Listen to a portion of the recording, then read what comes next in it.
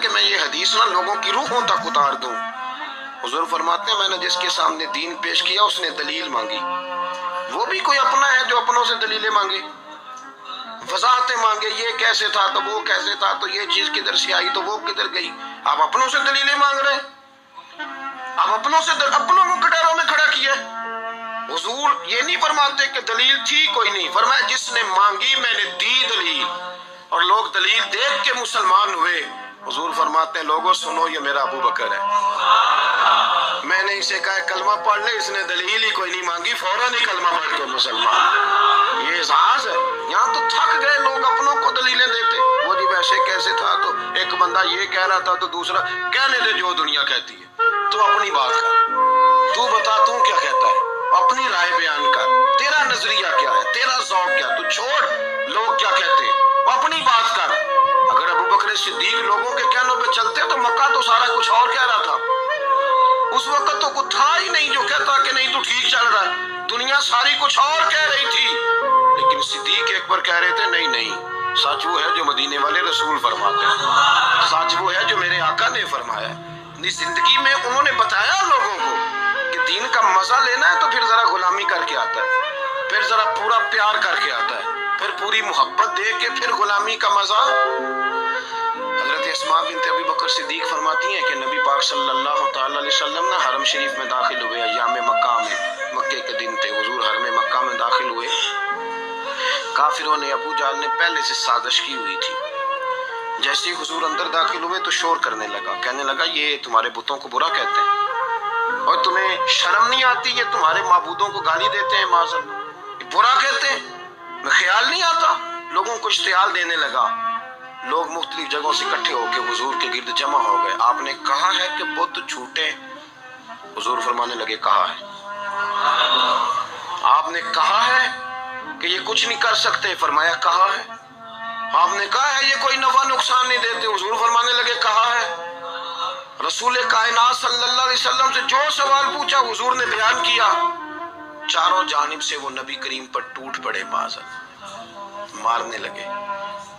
حضرت صدیق اکبر گھر میں بیٹھے کھانا کھا رہے تھے، کسی نے کہا ابو بکر وہ تو حرم میں حضور کو مار رہے ہیں، نہ سر پہ ٹوپی نہ پیروں میں جوتا۔ ابو بکر دوڑے، سر پٹ دوڑے، بھاگے۔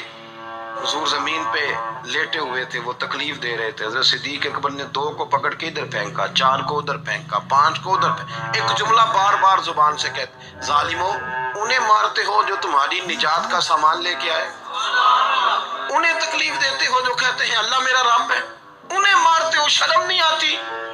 اب انہوں نے حضور کو چھوڑ کے تو جناب صدیق اکبر کو مارنا شروع کیا۔ حضرت صدیق اکبر، عقبہ بن ابی معیط، عتبہ عتیبہ، ان کے ہاتھوں میں جوتے تھے۔ آج کل جوتے وہ نہیں ہوتے جو زمانے میں تھے، جوتا ہوتا تھا لکڑی کا، کھڑاؤں کہتے تھے، وہ جوتے پکڑ لیے اور جناب صدیق اکبر کے سر پہ مارنے شروع کیے۔ سر پہ جوتے لگ رہے ہیں، لگتے جا رہے ہیں، خون بہتا جا رہا ہے۔ حضرت صدیق اکبر نے بازو کھولے ہوئے بے ہوش ہو کے گرے۔ حضرت اسماء کہتی ہیں میرے والد کو لوگ گھر لائے تو سر بھی سارا لہو سے بھرا ہوا تھا، چہرہ بھی سارا لہو سے بھرا ہوا تھا۔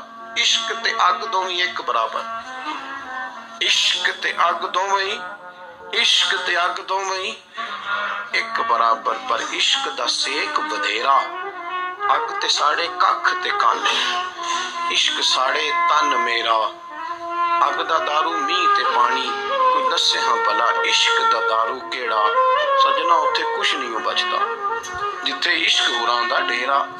حضرت صدیق اکبر کو گھر لائے تو لہو لہان ہے سارا وجود، خون بہ رہا ہے۔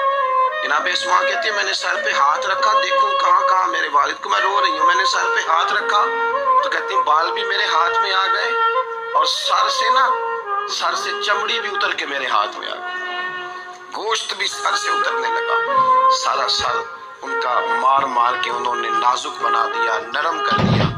آپ فرماتی ہیں وہ بے ہوش تھے، ہم ان کے منہ میں دودھ ڈالتے تھے، لیکن وہ جب بھی آنکھ کھولتے تھے تو زبان پر ایک ہی لفظ تھا، ظالمو انہیں مارتے ہو جو تمہیں کہتے ہیں میں اللہ کا رسول بن کے آیا، انہیں مارتے ہو۔ اس ترتیب سے رسول اللہ کی غلامی کی، اس رنگ میں نبی پاک سے پیار کیا، نبی پاک کے حصے کے زخم اپنے سینے اور دل پر برداشت کیے۔